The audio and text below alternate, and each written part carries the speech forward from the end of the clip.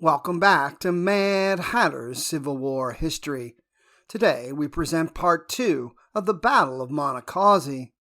In this part, Early and his forces hone in on their target, the capital of the Union, Washington, D.C.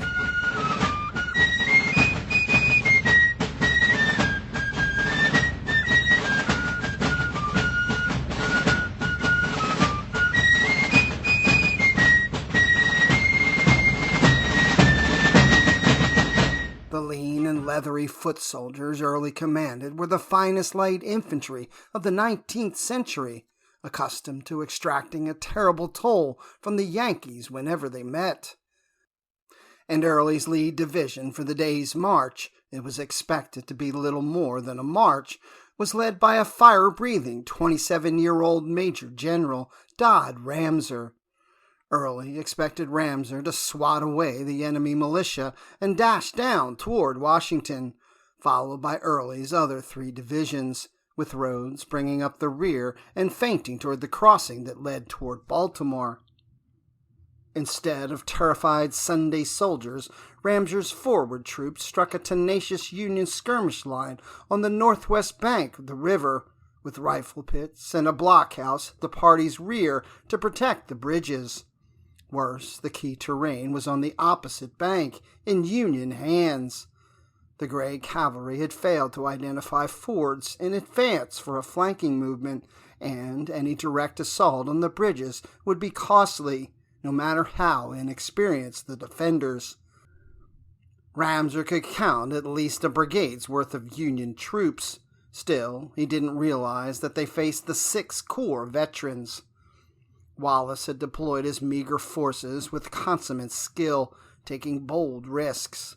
6,000 men were precious few to defend a front whose essential terrain stretched over 3 miles, with crucial ground on the flanks adding additional miles of concern.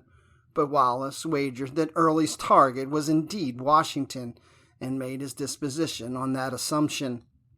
Posting less experienced but well-led troops at the Jug Bridge that led to Baltimore, a position vital to his line of retreat shielding its flank, and on the steep bluffs running southwest, he deployed the last of his own troops near the vital road and rail bridges down at the junction to supplement Ricketts' men.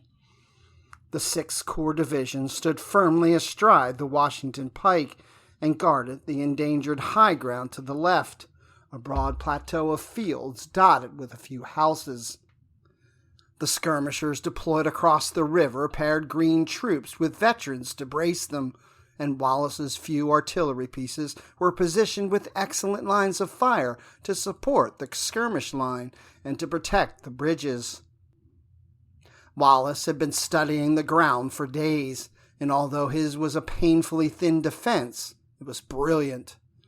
Ramseur settled for skirmishing while he brought up the artillery, hoping guns would drive the bluebellies off. They didn't. Meanwhile, Brigadier General John McCausland's cavalry brigade searched frantically for a ford to the west that would let them turn the Yankee flank. But, with the South desperately in need of sound currency, Early had Turried and Frederick to strong-arm the mayor and leading citizens into paying a ransom of $200,000 to save their homes from the torch. For hours, the commanding general wasn't where he needed to be to shape the battle. By the time Early reached the battlefield late in the morning, the Confederate effort had become disordered. The usually aggressive Ramseur had accomplished little, and although McCausland's horsemen had found and secured a ford, there appears to have been no effort at coordination, a situation worsened by overconfidence, pride, and rivalries. Tiger John McCausland had a wicked grudge, but against Early and not the Yankees. Early's disdain for the cavalry appears to have spurred McCausland, a former infantryman, to attempt to have his horsemen save the day. Reaching the high ground on the southern bank by the Worthington house, where a young boy would witness the battle and write of it decades later, McCausland still believed he faced only militia. He dismounted his men and hurriedly formed them up, to imitate an infantry formation, flags flying. Tiger John believed he could frighten the Yankees into running for the nearby hills. When a hasty order came to advance, with no attempt to reconnoiter what waited ahead, the cavalrymen marched forward, heading across the high plateau and into a broad cornfield. The midday heat was punishing, and the sweat running into the men's eyes might have obscured the figure of a lone Yankee horseman waiting on the far side of the field. That man was Jim Ricketts. Recognizing, as did Wallace, that the Union's left flank would draw the main rebel attack, he had advanced nearly a third of his force in a heavy skirmish line, hiding them behind a rail fence on the friendly side of the cornfield that had just come alive with the thrashing of 1,000 Johnnies advancing into a trap. Ricketts had ordered his subordinate officers to dismount and send their horses to the rear. The soldiers were told to lie down and keep themselves quiet. High-crowned officer hats were removed, and every last lieutenant was warned of severe consequences if he showed his head above the top fence rail. At last, Ricketts ordered his men to stand and open fire. But these troops were hard-bitten veterans. They didn't fire wildly, but took a pair of seconds to steady their rifles on the top fence rail. When their volley exploded, McCausland's lines disappeared. The Union fire was devastating, but the Rebs were veterans too, and many had wasted no time before throwing themselves to the earth, then scurrying rearwards, shocked into breaking. In the Worthington farmhouse yard, a furious McCausland rode among his fleeing men, threatening to shoot them, until his regimental commanders convinced him that his boys had merely been surprised and would make a go of a second, better organized attack. McCausland seethed when he realized that had he taken the time to climb to the second floor of the house, he would have spotted the lurking Yankees. As quickly as his subordinate officers could round up their men, he designed a new attack to outflank the too short line of Union troops.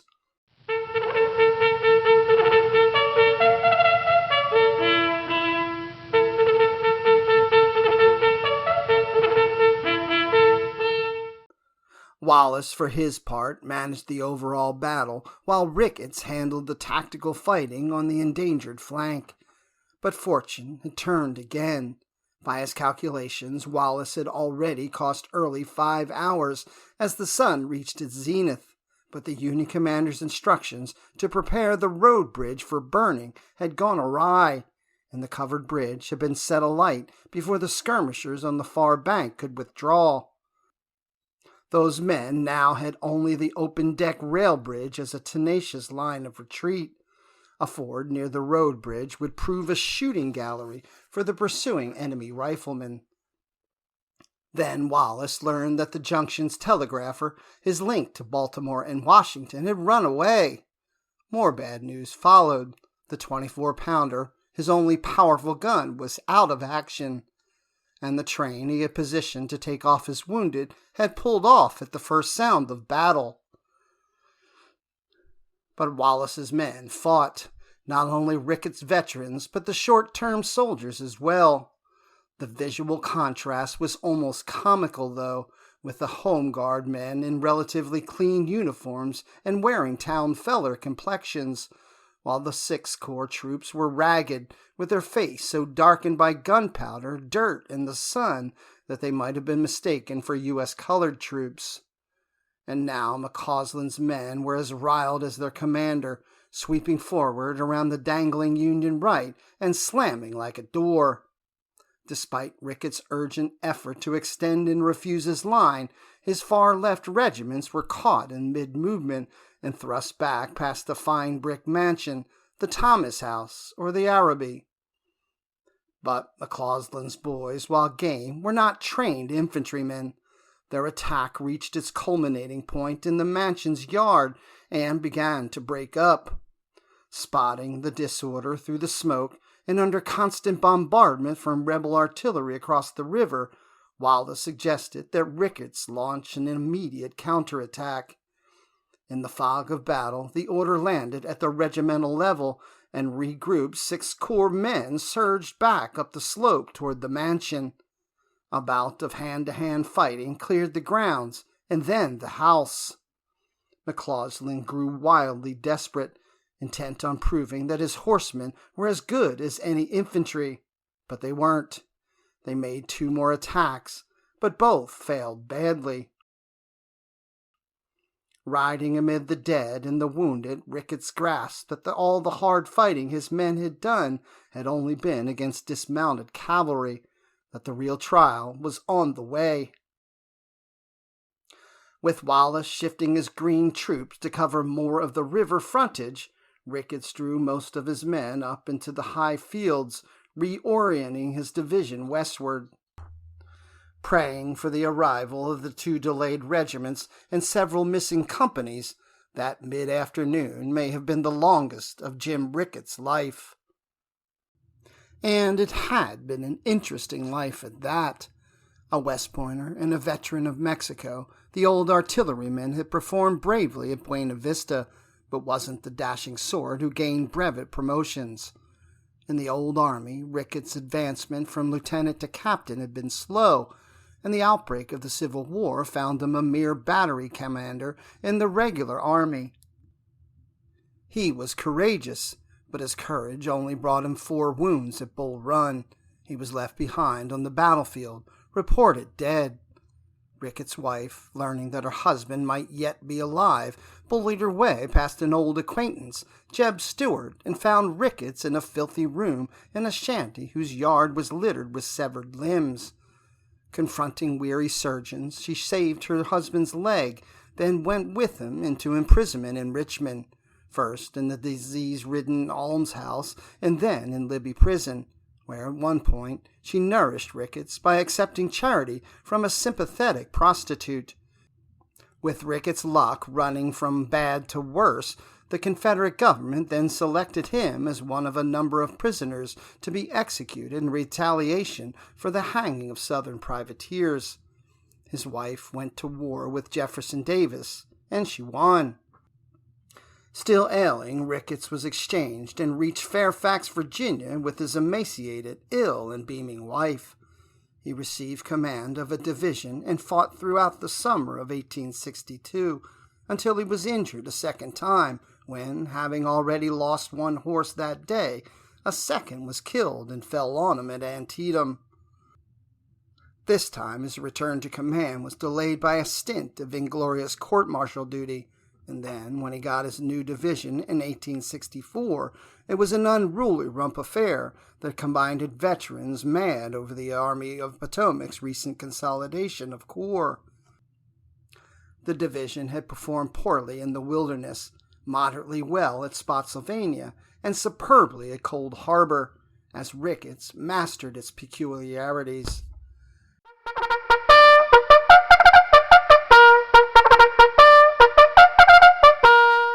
Now his bare-knuckled rogue of a division was bound to be overwhelmed, but first it would do its finest service of the war.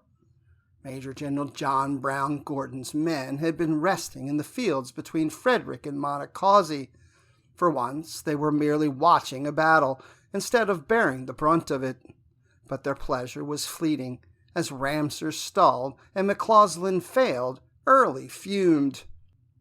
He and Gordon had been on the outs, but Gordon's division was the best position to march up and finish the job, so the army could get moving toward Washington.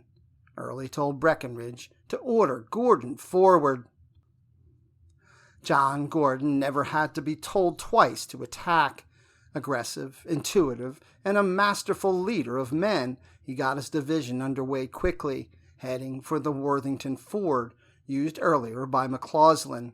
It was already mid-afternoon when Gordon arrived on the battlefield, and if the Yankees were not cleared off rapidly, the entire day would be lost. Gordon was convinced that there was no time to lose if Early's army had hoped to seize the capital. Across the river, Wallace and Ricketts understood that they faced the hour of reckoning. With a covered bridge, a smoking ruin, and the Confederates maneuvering for position, there was still time to save the bulk of their force by withdrawing toward Baltimore. The retreat was tempting, but both men knew what was at stake. They appeared to have agreed that the risk to the force was worth it if they could just buy a few more hours. And the soldiers, even the volunteers, had shown real spirit, as if they too sensed what hung in the balance. Although Wallace's skirmishers and a detachment of Vermonters were all that standed on the northern bank, they kept on fighting as the bridge burned and fell at their backs, and no Confederate had been able to cross the river in Wallace's center or to the north by the Baltimore Bridge. The outcome would be determined on those high fields on the Union left. Ricketts reformed his line again, extending it southward past the brick mansion and refusing the flank by a regiment, but there just were not enough men. The position lay open to a flanking movement in force. And that flanking movement was on the way. Gordon rode ahead with his brigade commanders, scouting the ground and forming his plan. He would attack in echelon, with his former command, the Georgia Brigade, leading off and overlapping the Union left, followed by the Louisiana Brigade to the Georgians' left, with the Virginia Brigade and trail above the river, ready to pivot toward the point of decision. Gordon saw that there was no perfect or even good way to fight this battle. A long stretch of open ground had to be crossed, and there would be a knockdown fight with the Yankees. Men he now knew were veterans of the 6th Corps. His approach march took advantage of all the concealment the terrain had to offer, but this was going to be a fight, even if the Federals were outflanked, and the sun was already hours past its meridian. Gordon's infantrymen had the experience, discipline, and tenacity that McCausland's troops had lacked, but above all, they had faith in John Gordon, an officer whose gift for rhetoric was as impressive as his god-of-war appearance in the saddle. Flawlessly brave, Gordon truly led men by example. When his troops burst over a ridge, headed straight for the Union flank, Gordon was with them, hurrying them forward. The greatest stroke of luck the Confederates had that day was the absence of Union artillery beyond the mere 6 guns along Wallace's lines. Federal artillery had been a leading arm throughout the war, and a standard division's worth of field pieces would have butchered Gordon's attackers. Gordon must have been sweating from more than the sun as his men advanced over the open ground, still unsure if the Yankees were holding back massed batteries, waiting for an opportunity such as this. The Federals never fought without their artillery. The Georgia Brigade, under Brigadier General Clement A. Evans, had to negotiate a succession of fences and attempted to maintain alignment amid scattered wheat shocks. They soon came under fire so thick that the Union positions disappeared in its own smoke, reduced to blinks of light amid a gray fog. Taking severe casualties, but cheering and raising up each fallen flag, the Georgians surged to within 100 yards of the Yankees. Then came closer still, entering the arid cloud, the men firing, reloading, choking, cursing, and dying. Gordon's close friend, Colonel John Lamar of the 61st Georgia, was killed, as were a substantial number of other officers. The brigade commander, Clem Evans, toppled with a wound that would cause him pain for years to come.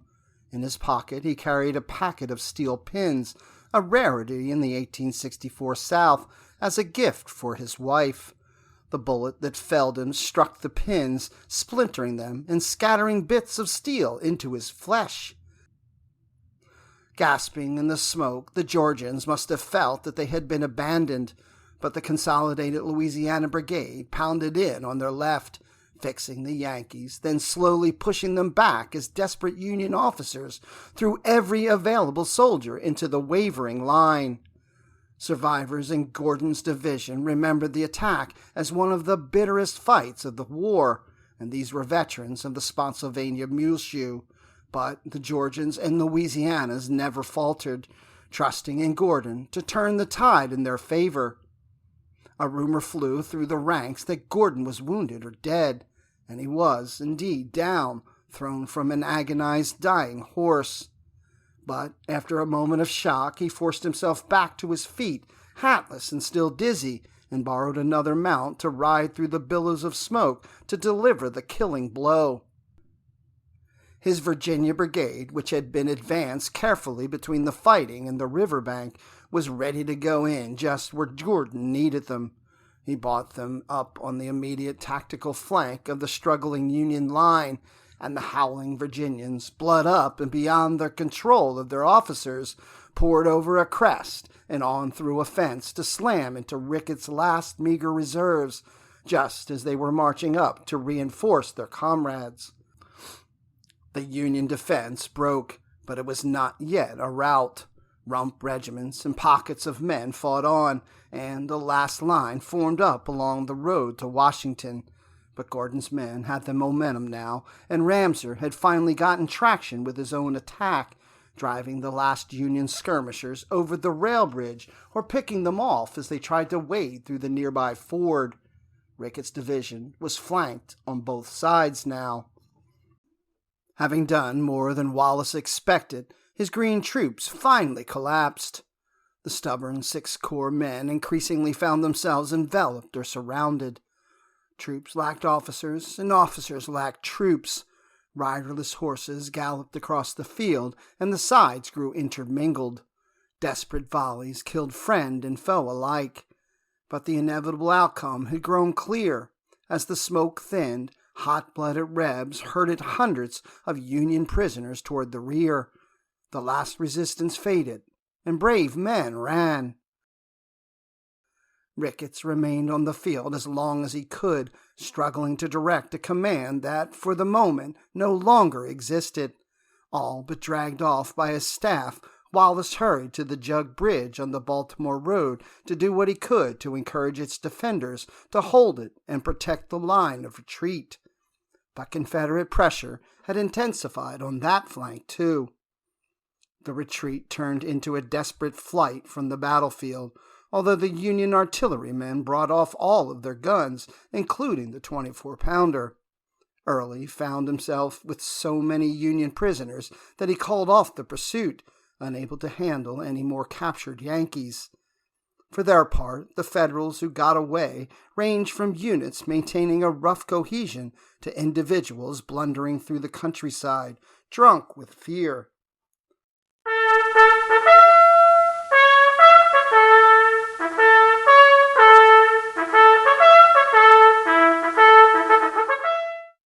Exhausted by the unexpected and unwanted encounter, Early's army camped on the battlefield, gathering the wounded, while survivors feasted on captured Yankee rations. For many, though, the evening's mood was grim. Although the Yankees had suffered almost 1,300 casualties, nearly half of those, about 600, were men taken prisoner. Of the 900 Confederates lost to Early's army, all had been killed or wounded.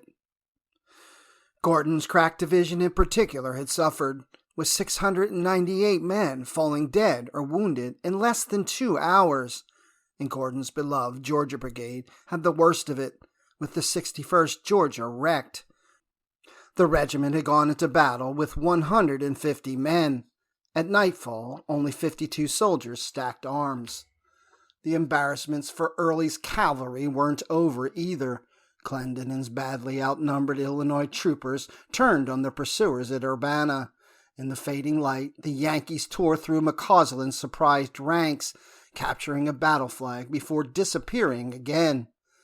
The Confederates hadn't lost a few hours, but a full day. Their forward elements arrived to within sight of the Capitol Dome and in front of Washington's fortifications just before noon on July 11th, with most of Early's weary army filtering onto the scene across the afternoon. The heat had grown even more severe, and hundreds of stragglers were still catching up with their units throughout the night. As the army staggered up, Gordon pressed Early to attack immediately. From a military textbook standpoint, Gordon was right. The Confederate opportunity was fleeting, all but gone. But armies don't live and fight in textbooks, and Early knew that his soldiers were exhausted. They skirmished well enough, and perhaps the diminished force on the scene could have pushed through the trench lines between the great earthen forts. They might have even penetrated to the city itself, but then the attack would have crumbled, unable to hold what it had briefly seized. As Early, Gordon, and the other generals studied the Yankee defenses on that blazing afternoon, clouds of dust rose from the Washington streets. Soon, columns of blue-clad veterans, distinguished by their easy gaits even when they marched hard, began to fill in the ramparts and breastworks across the fields from the thirsty, bone-weary Confederates. The rest of the Sixth Corps had arrived at Washington, just as Early's advance guard first glimpsed Washington. That night, enjoying the appropriated hospitality of the country mansion of Francis Preston Blair, father of the Union Postmaster General, Early and his generals debated whether to attack in the morning. With Early, enjoying the absent host's French wine, decided that having come this far, an attack had to be risked once the men were rested. Wisely, Early delayed the morning attack until he could inspect the field once more, and he found that the Union defenses had been even more heavily reinforced during the night. Frustrated, and no doubt cursing the bright blue streak for which he was famous, the bold, tobacco-chewing, querulous, ever-combative general gave the order to keep on skirmishing to bluff the Yankees, but to prepare the army for a retreat to Virginia when darkness fell. Recovering from his belated panic, Major General Henry Halleck had his priorities straight. Even as Early was still on the march between the Monocacy and Washington, Halleck convinced Secretary of War Stanton that Wallace had exceeded his authority, ignored his responsibilities, failed miserably, and wasted the only truce between Early and Washington. According to Halleck, it was Wallace, even more than Early, who had endangered the nation's capital. Just 24 hours after the guns fell silent along the Monocacy, Stanton, at Halleck's eager behest, signed an order relieving Wallace of command. Wallace had not expected accolades, but he had done what he saw as his obvious duty, despite knowing he would lose in the classic sense. Nonetheless, he was stunned at being dismissed after holding Early at bay for a full day of battle, to say nothing of delaying the rebel advance on the 2 preceding days, all the while wildly outnumbered. And it must have delivered an extra shock that even a master of intrigue and vengefulness such as Halleck would strike so swiftly. While Halleck never understood field command, massed armies, or modern weaponry, he thoroughly understood military bureaucracy and how to use it to punish men, to really make it hurt. Instead of removing Wallace completely from the scene, he left him in Baltimore, degraded at the beck and call of his replacement. He was rubbing Wallace's face in his humiliation, making it public. Only when the truth began to seep out as to what Wallace had accomplished did minds begin to change. Stanton realized he had been misled, and Grant, who would praise Wallace's valiant stand in his memoirs, saw Wallace reinstated in his Middle Department command.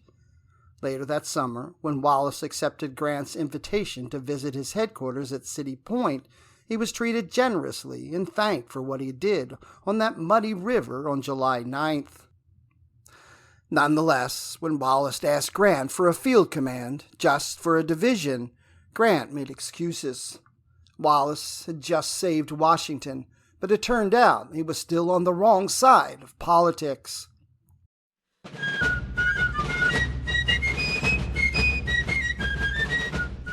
Thanks for watching this episode of Mad Hatter's Civil War History. Like, follow, and click the bell for notifications to ensure you see all of the latest content. As always, let me know if there's any other important events of the American Civil War you would like me to address.